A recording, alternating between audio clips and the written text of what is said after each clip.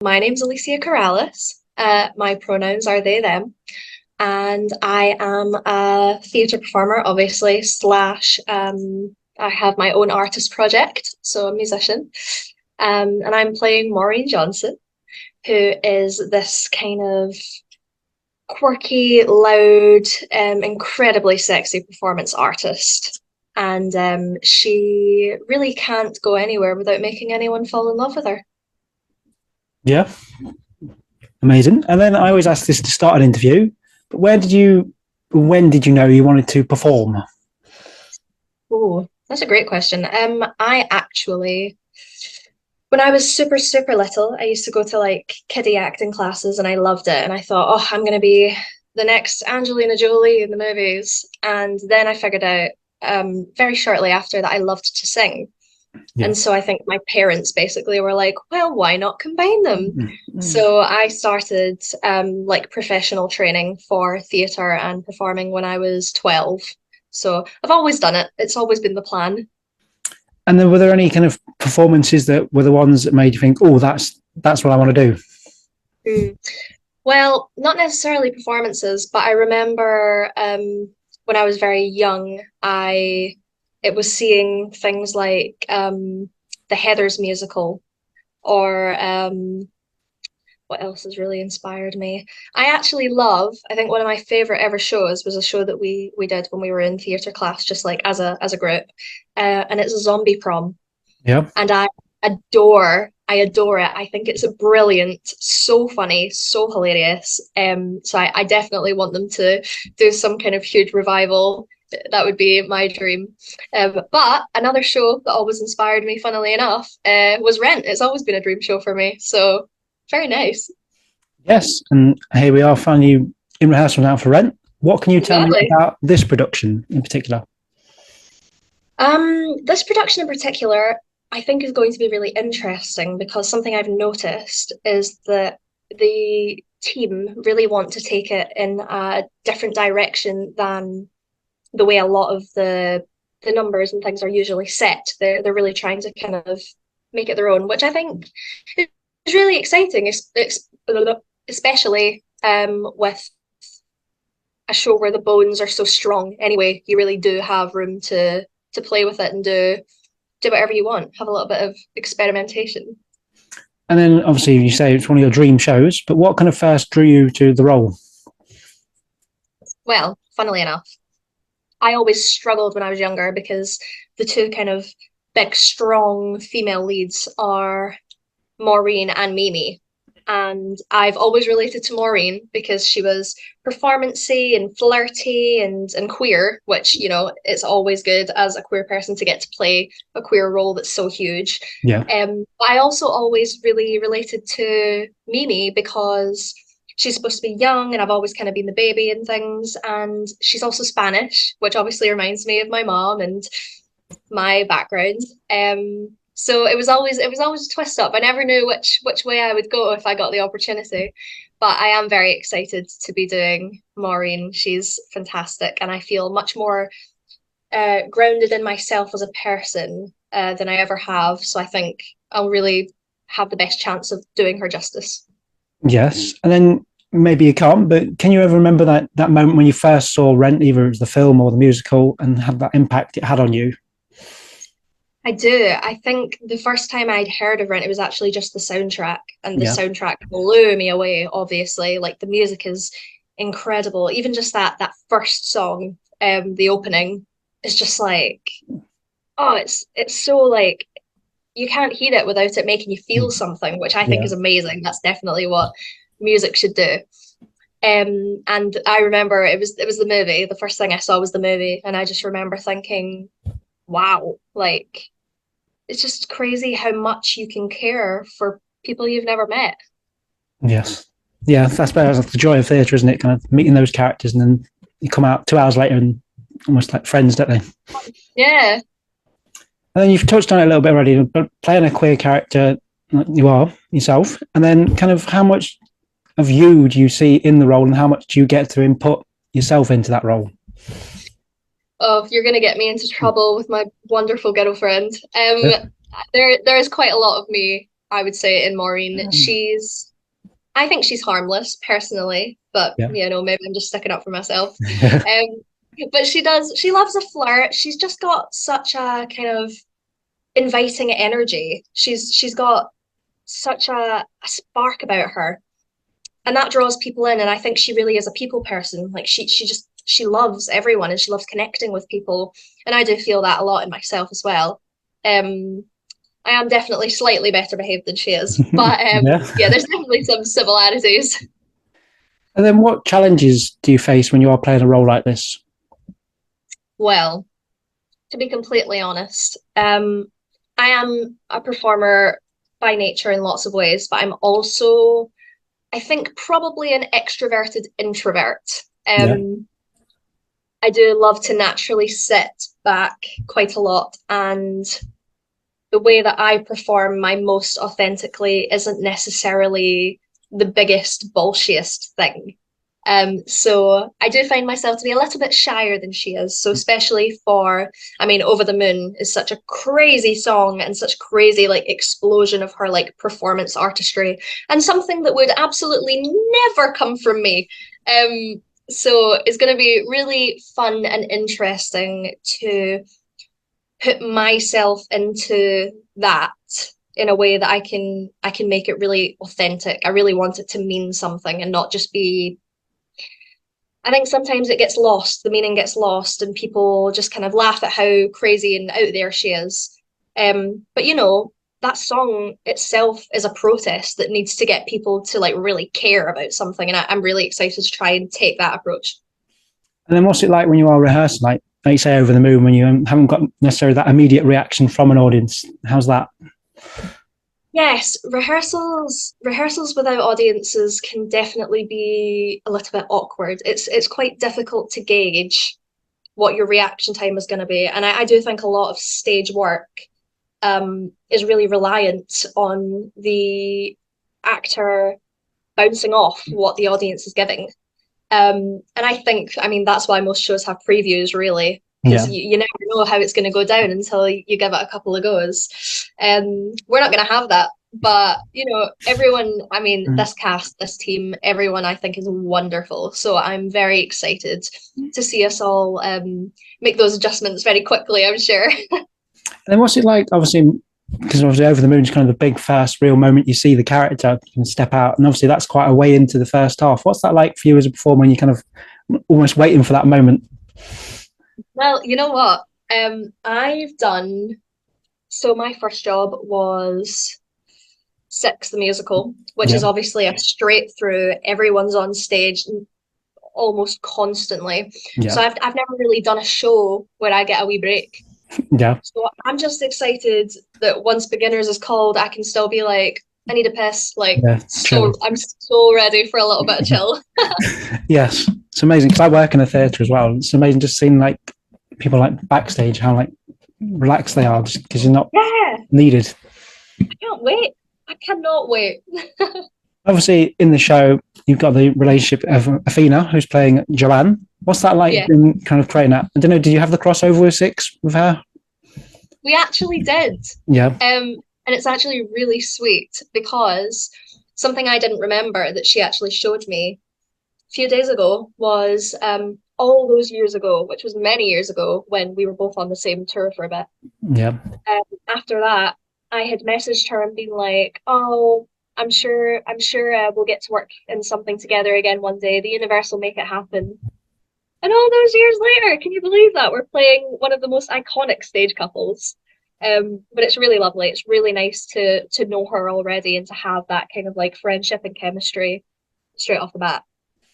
And obviously, I spoke to Kyle earlier and he's saying that they kind of been chatting and having little friend dates. Kind of, I guess, when you've already know that person, it makes it much easier to kind of create that relationship. Yeah, for sure. Yeah, no, absolutely. I would say so. It's very helpful that we were already comfortable and past the I don't know you barrier. Just by luck, because most people don't get that. Yeah. But it definitely is lovely and helpful. And then how do you kind of prepare and maintain yourself for a run like this? I mean, it's only kind of like a month-long run kind of thing, but how do you kind of prepare yourself and mentally maintain yourself? Well, to be honest, I'm quite well behaved in general. I'm not Yeah. I don't smoke, I don't drink really very much at all. So I don't really need to make any lifestyle changes. The worst thing for me about any kind of run is that I then need to get up in the mornings every day because Mm, if it yeah. were up to me, bed till 1 p.m. at least. Yeah.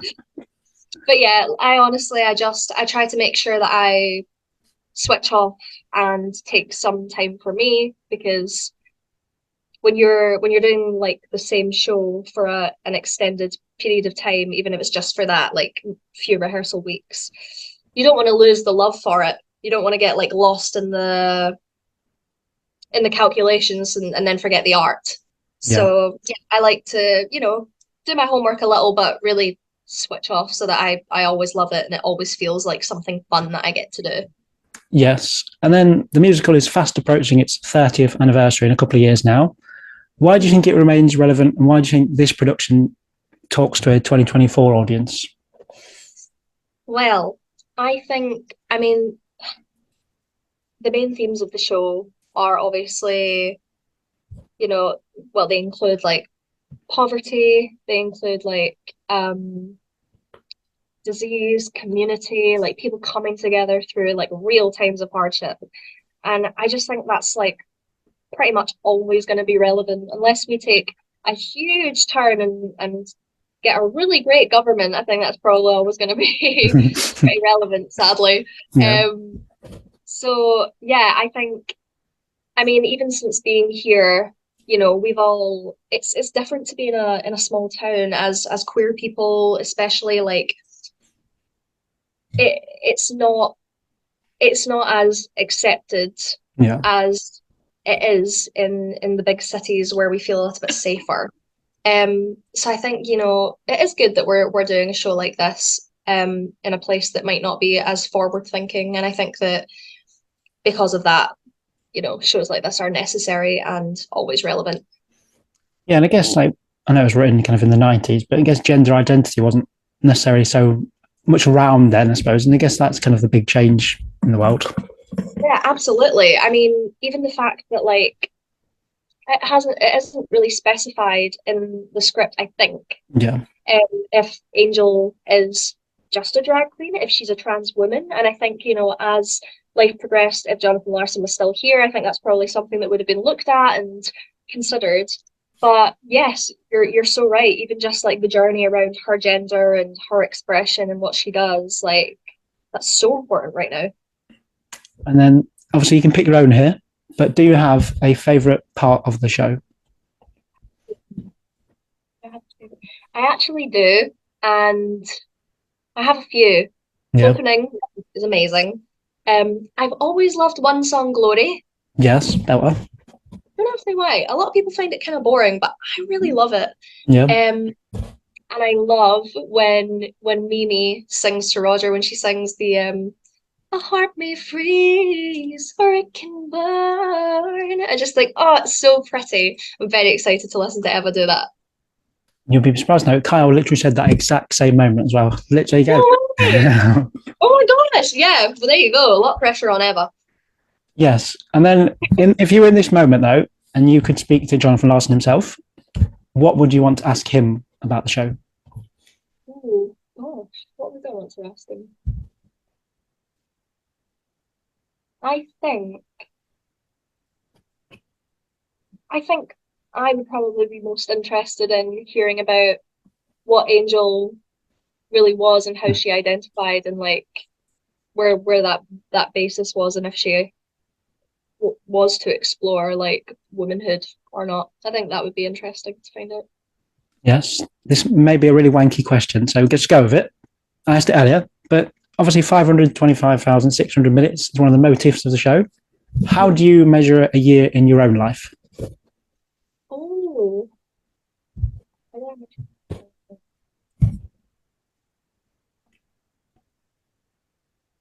I think probably through moments of meaning. I think I probably would like take all of those little kind of like core memories all the core memories that come through a year. I think that's how I would measure it. That's a beautiful, beautiful answer. Thank you. And then if you were stranded on a desert island, you can take 3 musical theatre soundtracks with you. Which are you taking with you? Okay. I would take Rent. Yeah. I would take Heathers, but the original off Broadway with Barrett. That's the one. Yeah. And I would take and I would take the Mean Girls soundtrack. Yeah. No? Yeah. Although if I can give any honourable mentions, it would probably be Sweeney Todd. Yes. That's nice. That's a good mix, though. It's a nice mix to have. Solid. Yeah, I'm like, woo! But then on a down day, when you're not feeling it, what keeps you inspired to then get out of bed and be motivated and then to perform?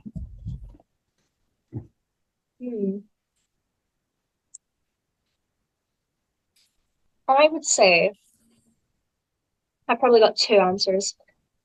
The one that is still appropriate for an interview is thinking about the way that any kind of music or theatre can affect someone else's moods, and the fact that like if someone else could get me out of that place, then it's helpful for me to be like, well, I want to help and get people out of that place myself as well.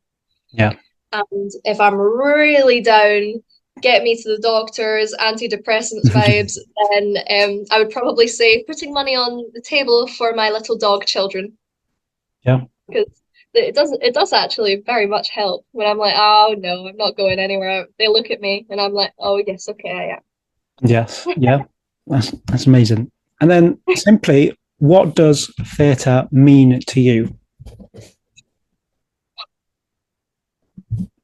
Theatre honestly, in a funny way, means pretty much everything to me, because when I was tiny whiny, I had a terrible time at school. I was a little queer outsider and I didn't really understand why nobody got me. And eventually, it got to the point where I didn't even really go to school. I just focused all of my attention on going to my theatre classes, to like my theatre lessons, things like that. And that was my like entire community. That was like the only place where I had something that I felt good about myself with. And like the fact that I have like music and acting and any kind of joy around that is the thing that has kept me afloat basically my whole life. So yeah, I mean, without that, I really don't know what I would be. Yes, amazing. My final question for you: why should anyone who hasn't already booked come and see this production of Rent? My answer would be, I think that this show is one of the most special shows in the world. I think it will always be one of the best things that has been. And I think that this cast and this team are exceptionally talented, A, and invested, B, in the project. Like everybody here, this is one of their dream roles in life. And you can't beat having a bunch of exceptionally talented cast and creatives who also care so much about it. So I think it would be impossible for it not to be special. Yes, amazing. Well, Alicia, thank you so much. Leaves me to say the show is at the New Theatre, Peterborough, from the 20th to the 29th of June, and the Queen's Theatre, Barnstaple, from the 3rd to the 7th of July.